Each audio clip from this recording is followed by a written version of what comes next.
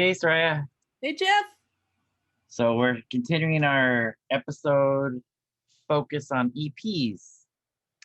Yeah, and this one's a good one. This is one that I wasn't too familiar with, so Yeah, gave me a good opportunity to listen to it. I'm in the same boat. It's kind of weird because if you go back and you look at, we're talking about True West, the True West EP, um, their debut EP that came out in 1983. If you read any of their articles or reviews about the band from that time period, every single one of them mentions Paisley Underground.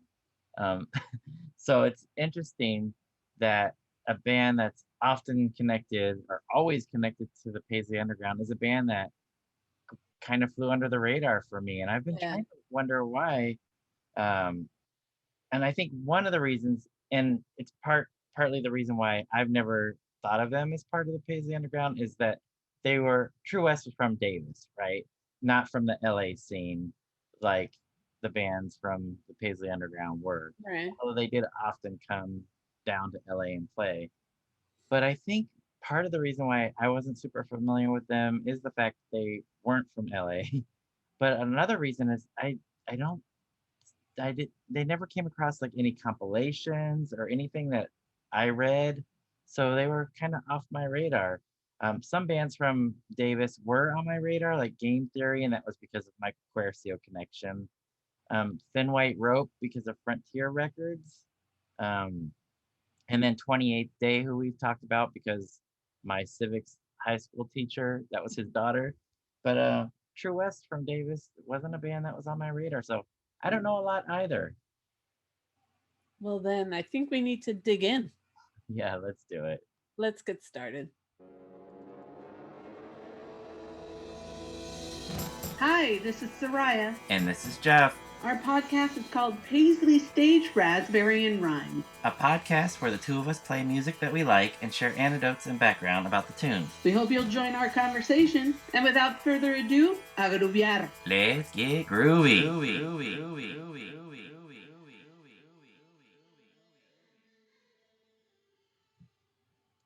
All right, so let's get groovy with True West. Yes. So, because of the fact that I wasn't super familiar with them, I was very happy when we had Ronnie Barnett as our co-host when we spoke with both Gavin Blair and Russ Tolman, key members of the band.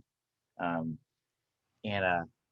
he's the expert for True West, and he's not here. 100%. Yeah. So this is my version. This was the version of the EP that came out in England on New Rose. They self-released the EP, right? I think we learned from Russ Tolman, and they called their label "Bring Out Your Dead Records," which I'm sure is a Monty Python reference. Yes, it is. And I think Ronnie pointed out when we were speaking with Russ Tolman that the only other release besides the True West stuff was 28th Day. So Bring Out Your Dead Records wasn't something that put out a lot of stuff. But this EP has 5 songs released in 1983, right? And then this also came out the same year, 1983, on the British New Rose label. And it's the same EP, but they've added a few songs. I think Gavin was the one that pointed out that they didn't like it. The British didn't like a short 5-song EP, and they wanted to make it fuller. So this is my version of it. The version that we're talking about is, I think I did a screenshot of it to point out in case people want to look at it. So it looks more like that. Right. And that's got Gavin on the cover. So anyways, so there we are. Any initial thoughts on the EP before we dig into songs? Well, I wanted to add one quote from, so this is from a Rolling Stone blurb, March 29th, 1984. Oh, okay. And so kind of giving a little background. And this quote was just it kind of made me giggle. But So it says, hailing from the small college town of Davis, True West, Tolman, singer Gavin Blair, guitarist Richard McGrath, and new recruits Kevin Stador. Okay. I'm guessing on that, or Stydwar on bass, and Steve Pakenham on drums. Takes its name from the Sam Shepard play, but their sound, colliding metallic guitars, galloping rhythms. Galloping was the part that had me kind of giggle. And Blair's brooding vocals has more to do with the Wild West of the 60s. Oh. True West alliance with the Los Angeles's neo-psychedelic Paisley Underground Of dates course. back to 1979 when Tolman and Blair played in a Davis band called the Suspects with Steve Wynn of the Dream Syndicate.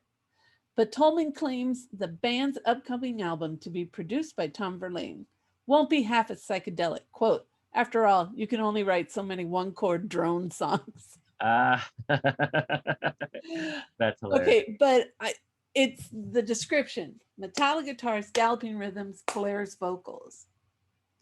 And I think on this EP, what we get is a lot of that. I found it kind of humorous, the galloping rhythms. You know, Yeah. I think they were trying to find a way to add some sort of Western element. Yeah. But I think what this EP does, it's a very unique sounding band. Yeah. And it's because it's got these very heavy guitars on this EP, and then you've got these really great vocals, you've got some great lyrics, and then a bunch of other stuff mixed in. And so I do want to say that Jeff and I focused on original songs for this EP, because there is and it's a cover that Gavin talked about, that Russ talked about, the cover of Lucifer Sam by Pink Floyd. But I think Jeff and I can agree that that cover's been talked about enough, but I think it's worth looking at the original songs. Yes. And look, there happen to be 4 left, 4 songs left, and there are 2 of us, an easy peasy split. So, okay, Jeff, we're going to start with you. What's your first pick? Okay, we'll start with my first pick. And I'm going with, wait for it, the leadoff track. Boom. So Steps to the Door, which was written by Tolman, Blair, and the drummer Frank French, who played on this particular record. A couple things that I noted about the song is it definitely is, to me, on this EP has the most psychedelic feel. There's lots of reverb and spaciness to it, and a little bit drony, like you mentioned. But one thing that I cannot shake from my brain when I listen to this song is Gentle Cycle, Derek C's band from Rain Parade. Yeah, okay. I cannot not hear Gentle Cycle when I hear the song.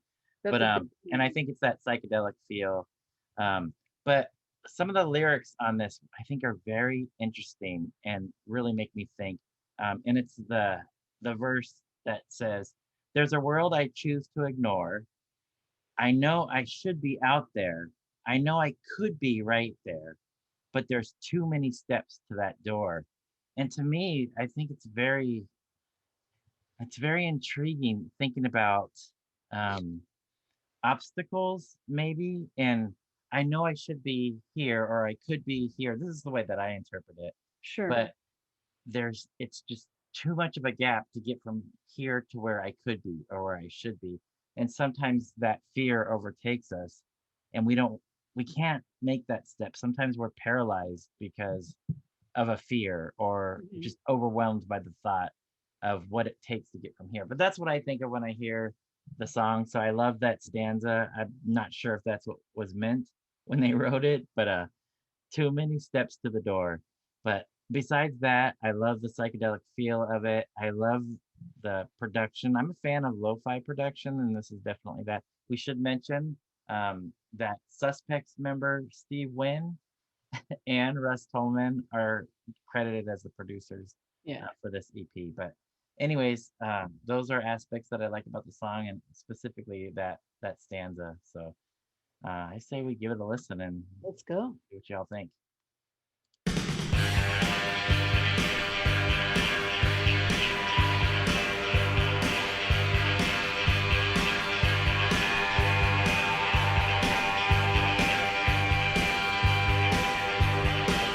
There's a world I choose to ignore.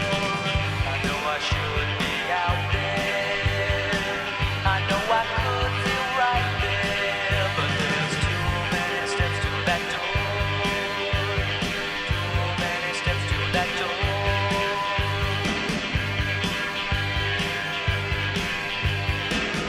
People say I'm lazy. They don't understand. It's much safer to stay away from them, but there's too many steps to that door. Too many steps to that door.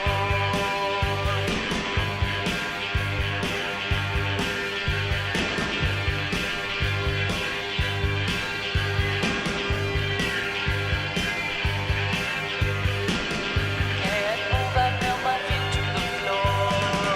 I'm feeling very warm here. I'm content to hear the world go by, but there's too many steps to that door. Too many steps to that door. Too many steps to that door. Too many steps to that door.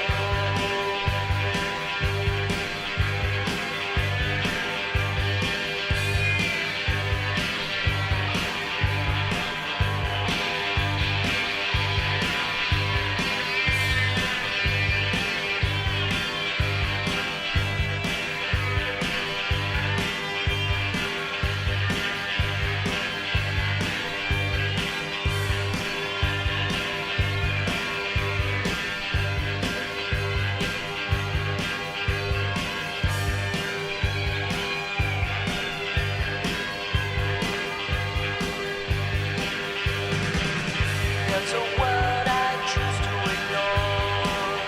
Oh, I should be out there. You know I could feel right there, but there's too many steps to that door. Too many steps to that door. Too many steps to that door. Too many steps to that door.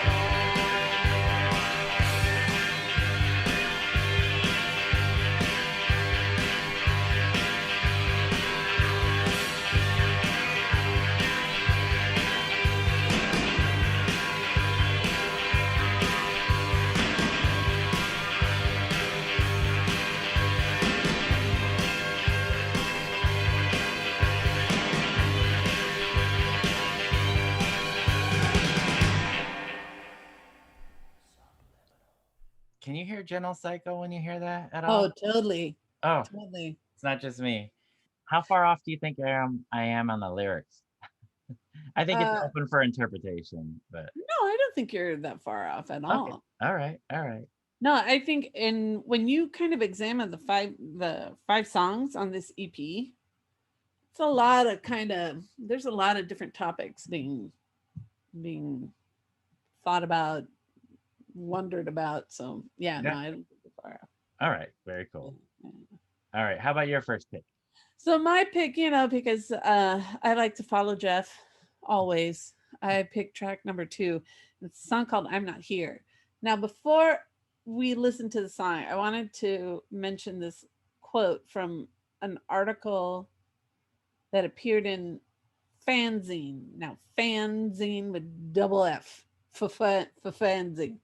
But anyways, this little blurb caught my attention. And I think this is why, I think it goes back to your point about True West kind of being new for us, newish.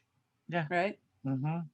So it says, the band, whose hometown is Sacramento, is well known as psychedelic, though they lean more towards green on red than, say, the Vipers or Fuzz Tones, or even the Chesterfield Kings. They inform me that they are sick and tired of talking about that. So the interview varied widely in topics. That- And I think this goes back to your point. With some of the Paisley Underground bands, it was really kind of easy to identify. But the minute you start kind of bringing in different influences, it's like trying to fit that square peg into a round hole. True West, yes, but no, you know? yeah. So, and this song, look, True West is a name, and it's got, it's kind of like this rethinking of country roots, but with a very modern expression. This song is it. In the words of Michael Curcio, this song is a freak out. Okay, so I'm not here. Let's hear it.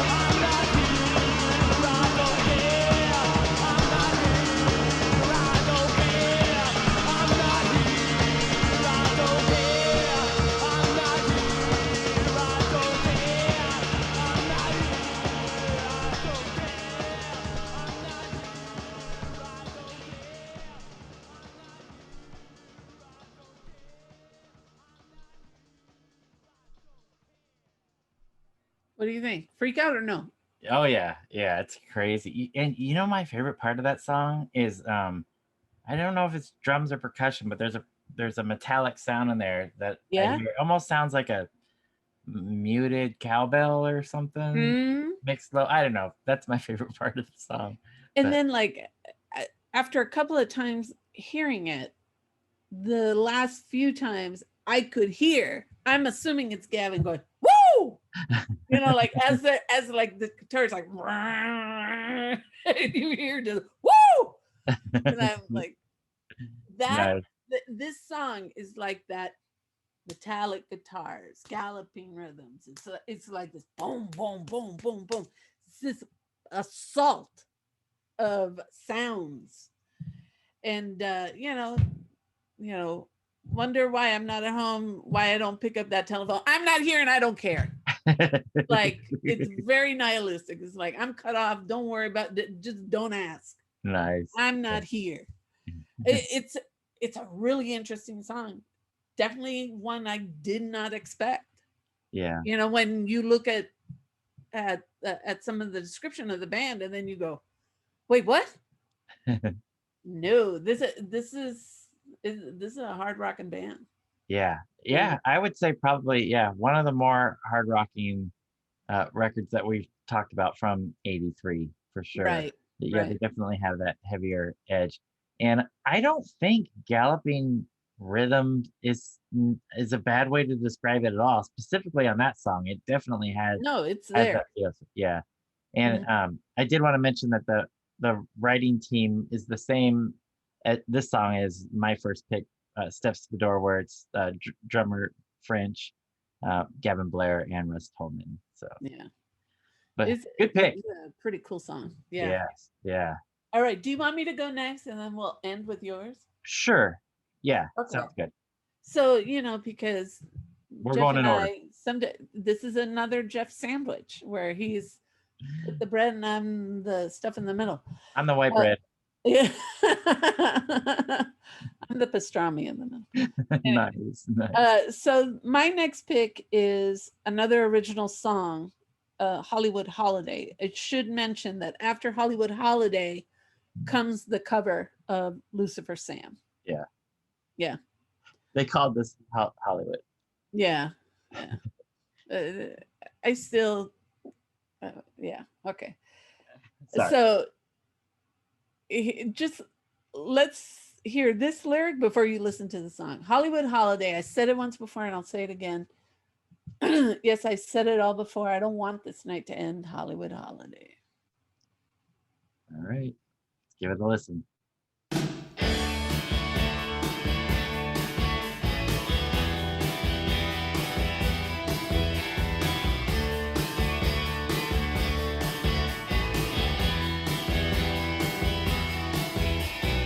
Something's going on in that bungalow. Palm trees should be swaying outside. Pink flamingos taking flight. But something's wrong tonight.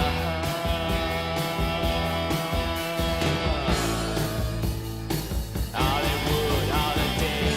I said it once before and I'll say it again. Yes, I said it all before. I don't want this night to end. Hollywood Holiday.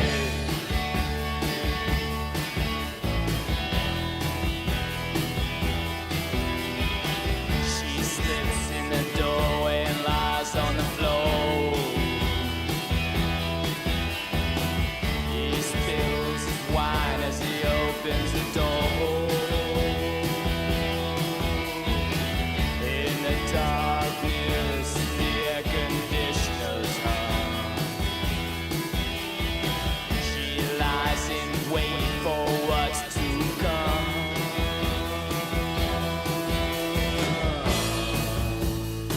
Hollywood Holiday. I said it once before and I'll say it again. Yes, I said it all before. I don't want this night to end. Hollywood Holiday.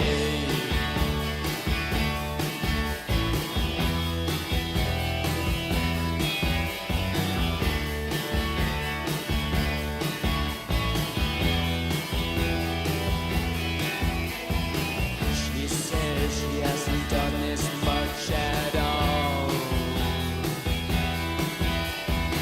He leans his back up against the wall.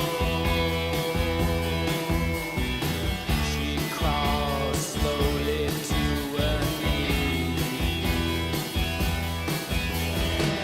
Is it life? A mystery. I said it once before and I'll say it again. Yes, I said it all before. I don't want this night to end. Hollywood Holiday.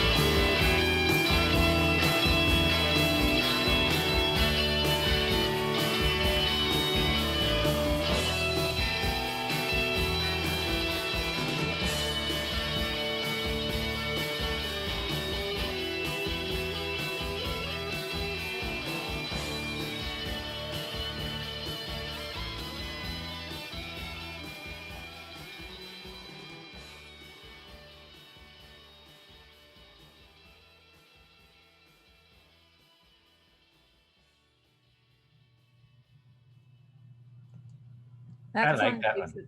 that song takes a big old turn. And so, it starts out and to me, it sounds like a very kind of mainstreamy song, but it's the lyrics that grab you. And, you think it's going one way, and then boom, you get this lyric towards the end. She says she hasn't done this much at all. He leans his back up against the wall. She crawls slowly to her knees. Isn't life a mystery?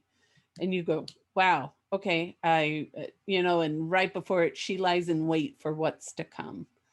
And you're like, this night is not going to end well. I don't think But so. I think the lyrics are really good. This is what makes this song different. Also, some of the arrangements, some of the guitars are really interesting on this. And Gavin's vocals to me are what kind of add a layer, not of mystery, but really like something's going on. Something's going on, and you know, I don't want this night to end. And we're like, oh, okay, but it's a really good song, and it stands by itself. So, and I think it's interesting to think that okay, and then this ends, and then the next song is Lucifer Sam, which it's a very very good cover. Yeah, It's a different cover of Lucifer Sam. Like if you have 3 o'clock's Lucifer Sam, just throw it out yeah, because this is a completely different take on it. agreed, agreed. Anyways, Jeff, what is your pick? So that leaves one original left.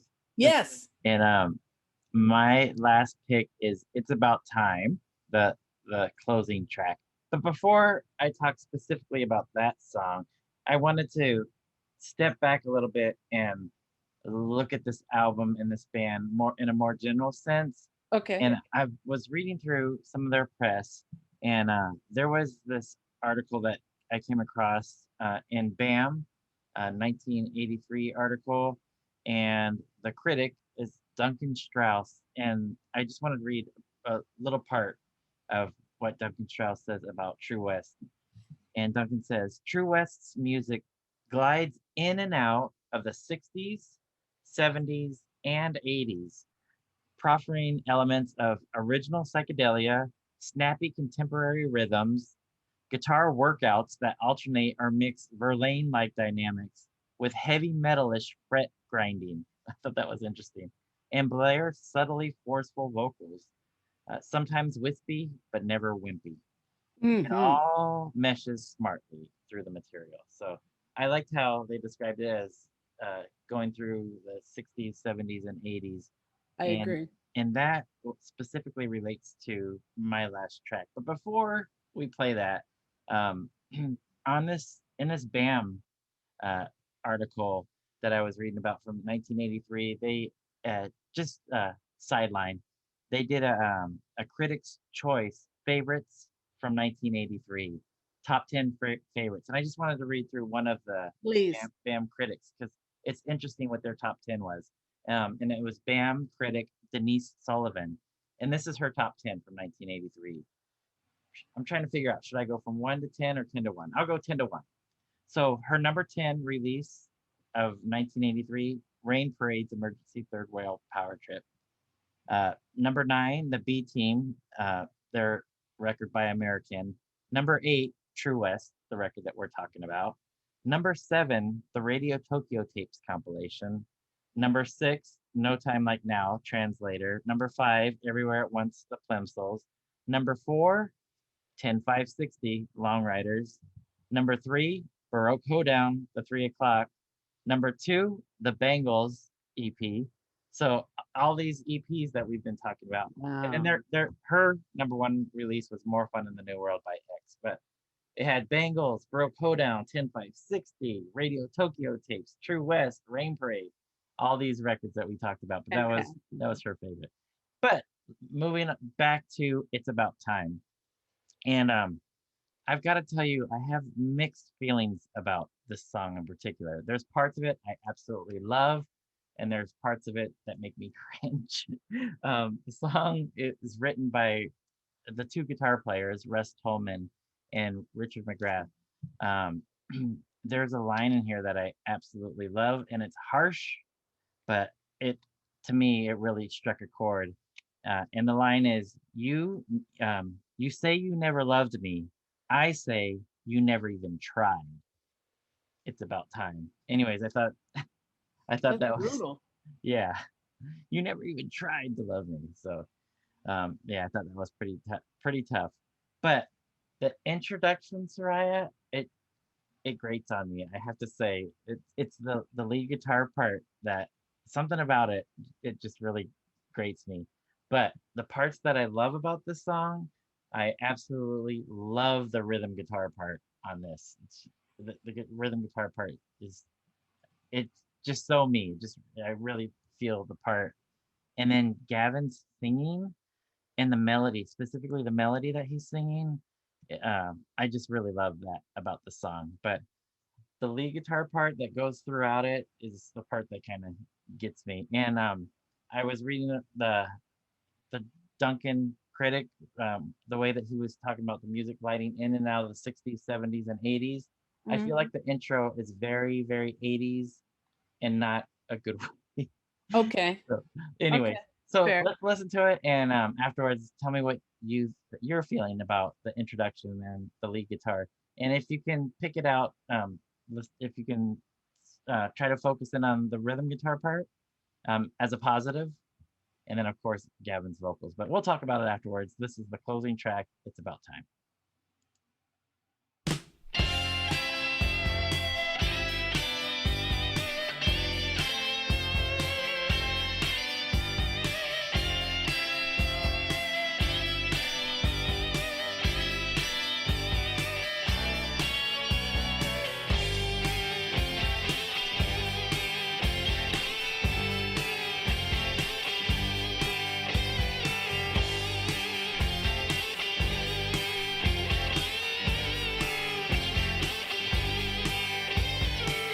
Look at the calendar before you.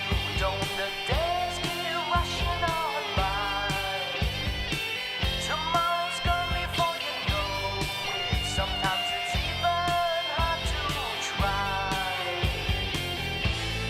It's about time. It's about time. She said, it's about time. It's about time.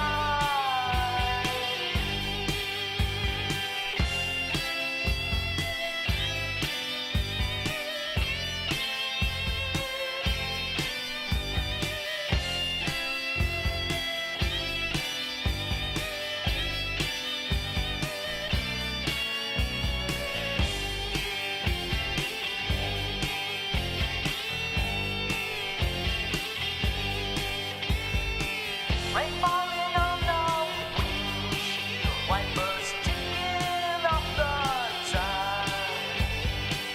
You say you never loved me, I say you never even tried. It's about time, it's about time.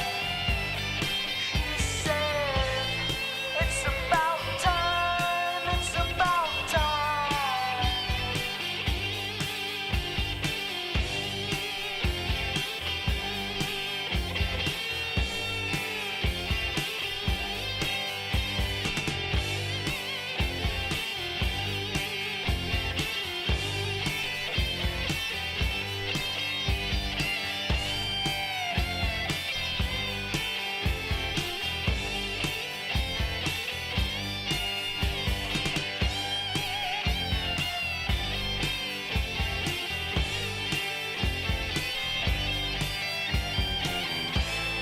It's about time, it's about time.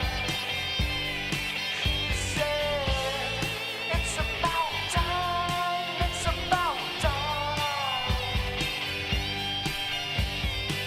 Walking on this treadmill, 3 steps forward, 2 steps back. Sometimes I wish the train had come, knock me right off the track. It's about time, it's about time.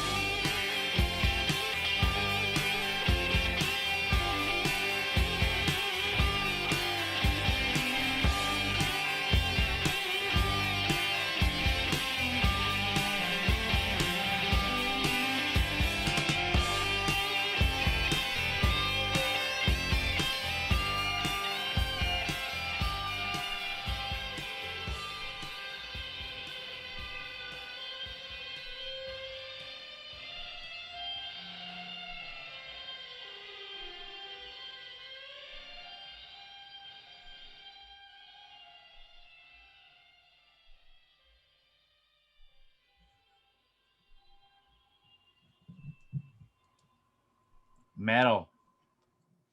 Woo! So, any thoughts from you? I have to agree with your assessment. That lead guitar is at times it's just overpowering. And Soraya, that's probably the favorite part of some of our listeners. And I love that about music, how there's different things that touch people in different ways. Oh yeah. Yeah. And I mean, what a boring world if we all heard the same song and thought the exact same thing. Yeah. I don't want that That world. would be, that's boring. Yeah, I don't want that world. That's why I have favorite albums that people are like, "Girl, you're nuts." Yeah. And then I have the, there are songs that people love, and I'm like, no me mueve la tierra. It doesn't kind of move me one way or the other. Yeah. And that's the beauty of music, man. But on the positive side, and I can totally imagine that people would dislike that about this song. I really love the production on the vocals. It's low, it's got reverb on it, it's lo-fi. I love it. There's a lot to love about this track, and Yeah. to me, you just can't ignore Gavin Blair on this song. Can't. Yeah. And he's been so gracious to us, and thanks to Ronnie Barnett for and Russ too. Like, we've gotten a different perspective from the artist on the songs and the albums, but also I think it really is something that we need to mention, that there is this box set that's coming out, Thank you. curated and produced by Pat Thomas. But if you've slept on True West, I think this is the time to kind of reconnect with them, because the contributions are really solid. And I think that this EP is a good example of how this band brings together so many different things into a really kind of cohesive sound. And I have to admit, I wasn't too sold on your comment about, the production is kind of lo-fi, but you do kind of love it at the end. Yeah. So Yeah, I get it. Yeah. you compare this EP with what comes after, and there's a difference. Oh yeah. But you can really appreciate this for what it does do. And I think it makes a statement for the band. I have to agree. I'm on your side. You won me over with the lo-fi argument. All right. Yeah, I know that's not something that's aesthetically pleasing to a lot of people, but for me, it's something that I feel like it's relatable. It just has a feeling. A lot of times it's more of a feeling than it is picture perfect pristineness, which a lot of these bands got better production later. So yeah, I'd agree. So this is, I think, a great way to wrap up our EP series, and right, yeah. So hopefully, listeners, you're fond of EPs as much as I am. But there's full length albums out there too. But for me, the EP is just a nice, really concise way to, a lot of times, introduce a band and make you wanting more. And the 3 examples that we've had on this little series, I think, are definitely great examples of how to get you to join their gangs. Oh yeah, 100%.